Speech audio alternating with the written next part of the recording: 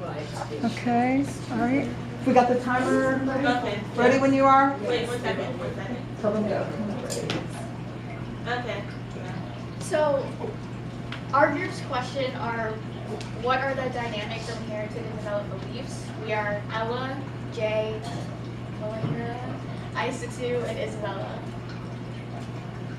So our thesis statement was the dynamics of inherited beliefs conflict with developed beliefs. So we defined the kind of like difficult terms.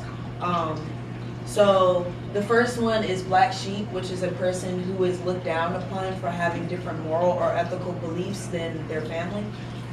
Immigration, which is the action of coming to live permanently in a foreign country. Cultural adjustment, which is a process an individual has to go through to be able to work effectively and live comfortably in a place that is new and unfamiliar to them. Cognitive dissonance, which is the state of having inconsistent thoughts, beliefs, or attitudes, especially as relating to behavioral decisions and attitude change. Conflict perspective, which is the meaning one point of view in a conflict. Demonstrations, a statement or action expressing disapproval or or objection to something. Developed beliefs, which are the beliefs that you have obtained from outside experiences.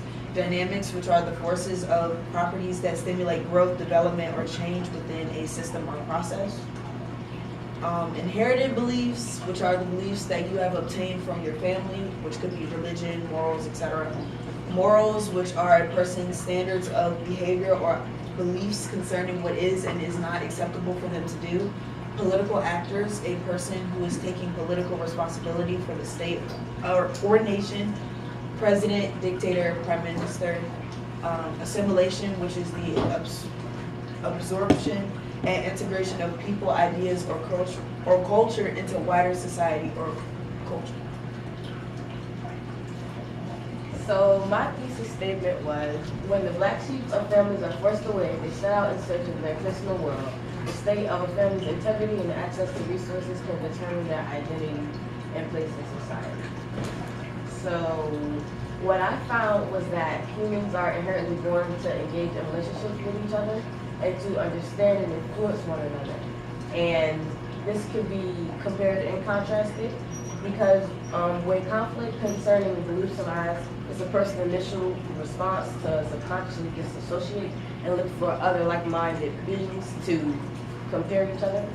And while it's natural, it creates a division of sorts from the very beginning that does more harm than good, which can start to show the contrast between one individual in the family versus the rest of the family. And a study by Festinger found that cognitive dissonance theory suggests that we have an inner drive to hold all our attitudes and behavior in harmony and avoid disharmony or dissonance. This is known as the principle of cognitive consistency. So my research was from a social standpoint of families' inherited religious and moral beliefs are developed by conflict with their LGBT relatives' identity. And through my research, I found that basically a family's beliefs are greatly intertwined with the identity of an LGBT teen. And I found this through multiple studies that kind of focus on the reactions and attitudes of like the parents or a religious congregation and things of that nature. Two studies in particular, which were done by Sarah Arnold, who is a psychologist, and Suzanne Lease and Julie Shulman, who are also psychologists. Their studies basically held like the bulk of the information that I found, and they highlighted the conflicts between the beliefs and identity and how they intersect.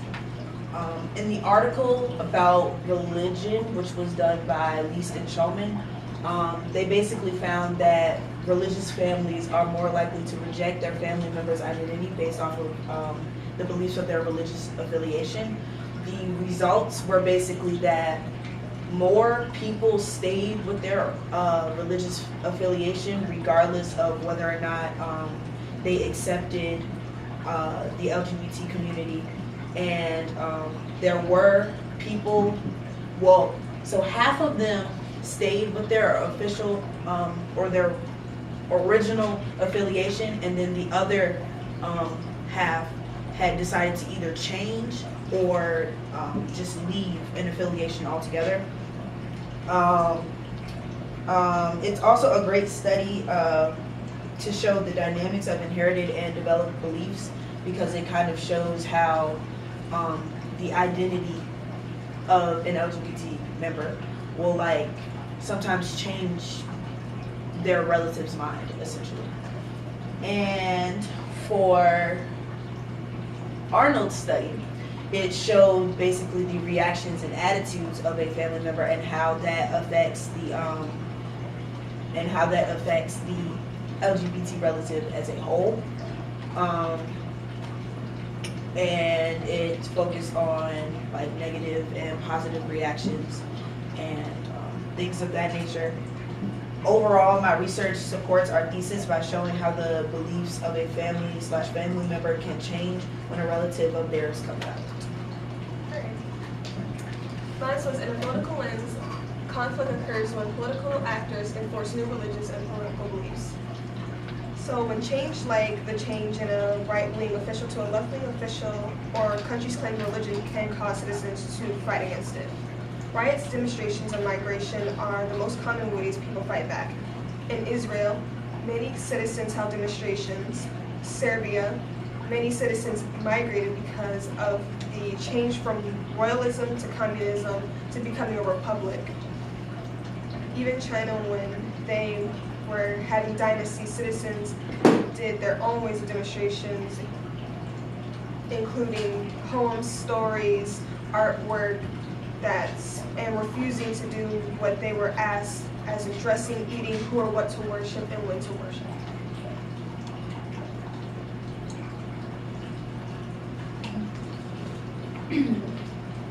So my research is based on how education and the beliefs of children, specifically immigrant children, change when they're introduced to a new environment.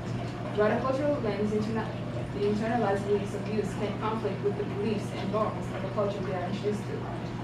According to a study done by Nagar Miller on Korean children's cultural adjustment to a South Australian primary school system, they face a lot of difficulties, including the language barrier and the need for social acceptance. But most importantly, the students struggle to assimilate to, Western values and ideals, which can conflict with their traditional philosophy and religious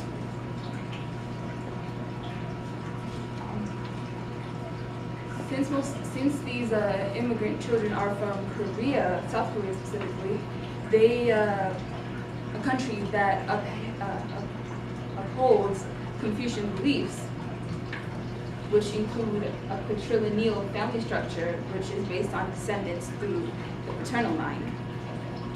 And children are expected to be obedient and to be extremely focused and honor-driven. Mothers are to be dedicated and devoted to their child's education. Fathers are to provide social position and family leadership.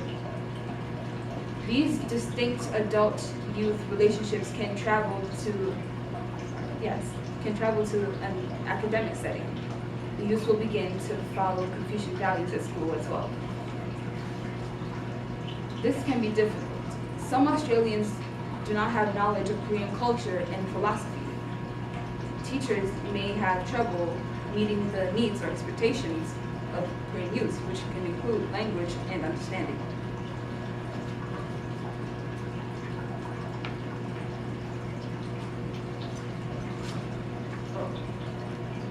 So my data or my research was one thing that contrasted with my group.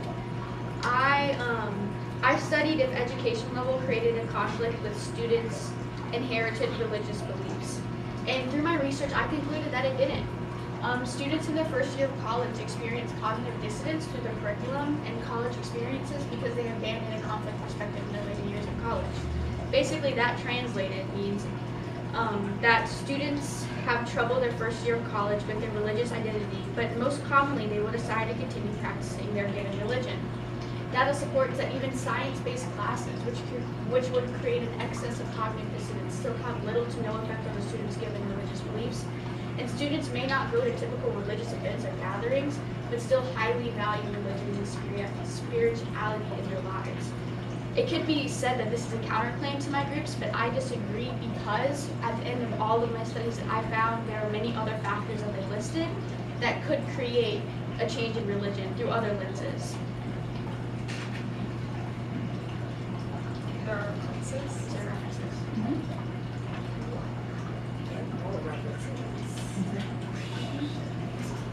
We're done.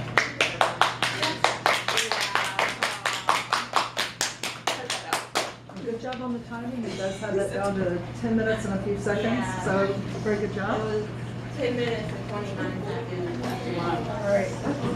I do have a couple questions for this group, or I'd like to ask you some things here. First of all, I'm going to start with the last question that I had for the previous group. This is for anyone. Sum it up. What could you say in a sentence or two about the findings that your group had and the meanings of your findings? So, in conclusion, through all different research and many different lenses, through some exceptions, developed beliefs do conflict with inherited beliefs, and through LGBT individuals and immigration and political lenses and other things of that nature, things generally change and conflict, and as you grow up and as you experience new things, you will change your beliefs that your parents have instilled in you. Thank you. And here are the questions for the group. This first one I'd like to direct to Ella. I would like you to give some insight into how did the group decide to include Melena's perspective or conclusions into the presentation. Well, some things that we discussed before that we thought was true was that education and like your level of knowledge has something to do with how you view the world and how your developed beliefs form. And with Melena's research, we found that like having more knowledge about like the world and your economy around you can influence in a positive way by having more knowledge to make more informed decisions on how you develop your beliefs. Okay. This one is for, this one be for Aissatou.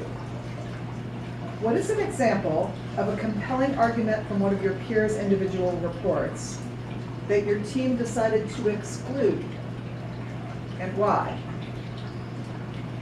Well,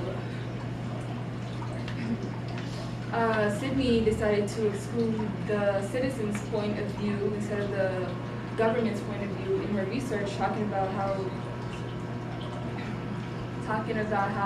a country's political stance, the political identity affects the citizens. We don't know the citizens' perspective. This could be a compelling argument because we can have two sides, a government side and a citizen side, and that can show how it conflicts or are the same. Citizens agree with the government's point of view that the entire state, the entire country should have one religion and social structure. Thank you. This one is for Melena. I would like you to talk about reflecting on your colleagues' work. Which one had the greatest impact on your understanding of the problem? Well, honestly, I feel that more Aissatou and Isabella's, because education was one of the things that popped up in my study, even though I did not include it because of I felt like it didn't fit in specifically to what I was trying to focus on. And Aissatou, I feel is a little bit more because I talked about Serbia and how they migrated into, like, for instance, I know because of family reasons, my grandfather migrated from Serbia when it was becoming communist from royalism, that he came to America, well, Mexico specifically, and got my grandmother, and they came to America to have children. So I just felt like I could just pull a little bit in more into mine based off of hers. Thanks. This one is for Isabella.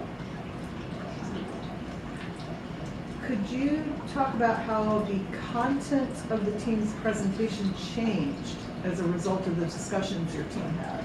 So throughout our whole process as being a group, we have made changes. Even before we were doing this group presentation through our thing, we had to re-evaluate what we were doing and rediscuss, and that really helped us like hone down what we were doing and how we were going to research. Through this presentation, what we did is we did come together often, and we communicated how, like, simply the order of people, how they presented, we discussed down, and how we were going to order our, like, everything got put down, and that really helped us be efficient through our presentation and understand each other and what we were saying and how it correlated to each other. Thank you. And this last one is for Jay.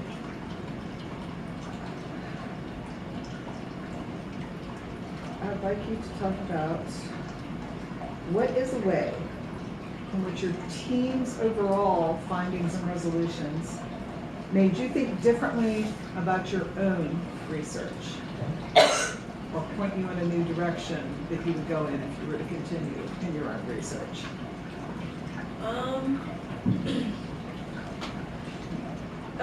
As far as continuing, I feel as though with Bella's research, with the education,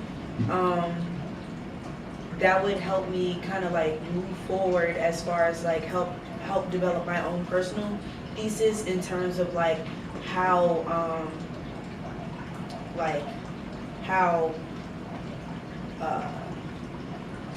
different, like basically the treatment of LGBT individuals in schools and in like different settings and things of that nature, because there was a source that I did find on basically how some kids were treated in one school specifically, but if I can find more information on how maybe like a teacher may feel about it, or maybe like an administrator or something, I feel like that could help me develop my thesis just a little bit more. And thank you for your presentation. Good job. All right, you're through it.